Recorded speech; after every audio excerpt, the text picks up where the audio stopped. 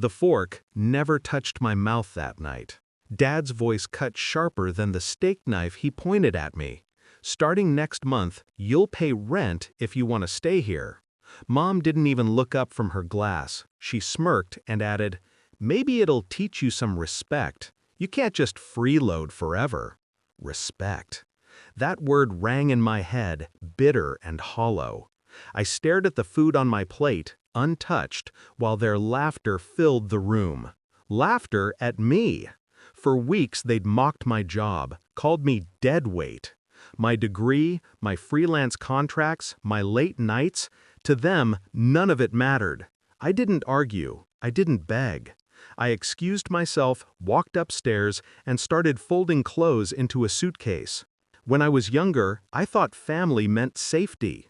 I believed my parents' love was unconditional. Every scraped knee, every failed test, every heartbreak, I came running back to them. But something shifted after college. I wasn't the son they wanted. They wanted trophies, not effort. A big salary, not dreams. My job in design didn't impress them. Every day became a stage where I was ridiculed.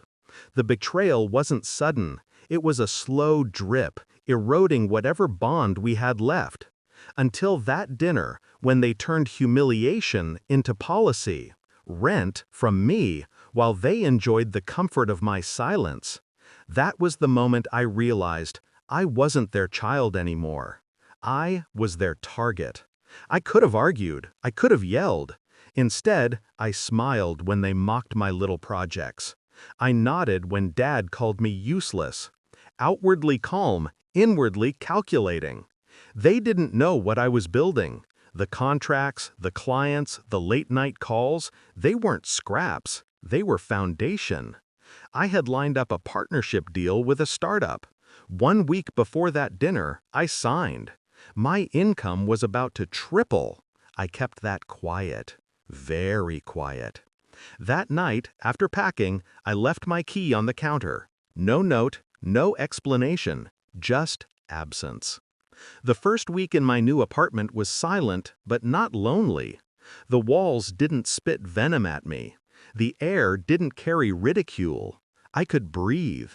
Then, on the 7th day, my phone rang, Mom's number. Her voice cracked before she finished the first sentence. "Why is your room empty? Where are you? What happened?" I let her words spill out, a mix of confusion and panic. For once, the power was reversed. They were desperate. I was calm. "I told you I'd start paying rent," I said evenly. "So I rented my own place." Silence. Heavy. Almost sweet. They tried to claw me back, but not with apologies. No, they tried guilt. "You've abandoned us. You think you can just leave like that? We were only joking about your job." Jokes don't bruise like that. Jokes don't drive someone out of their home. Still, I stayed calm. My plan wasn't revenge through screaming. It was through absence, through proof. I declined dinner invites. I ignored veiled insults disguised as concern. Each time I refused to bite, I watched them unravel a little more. Dad finally cracked 3 weeks later. He showed up at my apartment unannounced, stood in the doorway, eyes scanning the place he swore I'd never afford. The polished floors, the brand new furniture, the work setup that screamed success. "You're doing well?" His voice wasn't proud, it was unsettled. "I am," I said simply. The silence that followed was the purest revenge I've ever tasted. He expected me broken. Instead, he found me thriving. The climax wasn't a shouting match. It wasn't violence. It was quieter, sharper. We sat across from each other in my living room. His posture slumped, his arrogance leaking away. "You didn't even tell us you were leaving." "You told me I had to pay rent if I wanted to stay," I replied. "So I chose not to stay." His jaw tightened. He wanted control. For the first time, he didn't have it. I leaned forward, voice low, steady. You wanted me to respect you? Respect is earned, and you lost mine. That was it.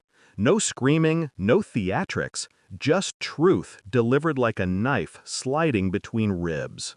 Since then, the calls have shifted from insults to invitations. Please, disguised as casual check-ins. Come visit, we miss you. I don't rush to answer. I don't bend to guilt. I let them sit in the silence they created. Because the real revenge isn't proving them wrong once. It's living every day in the proof. I reflect on it often. The boy I was at that dinner table, silent, small, humiliated, is gone. I buried him the night I packed my bags. What rose in his place was someone they can't mock, can't belittle, can't cage. The sweetest part? I never had to raise my voice. I just walked away. And in doing so, I forced them to hear what they feared most, their own emptiness echoing in my absence. That is my revenge.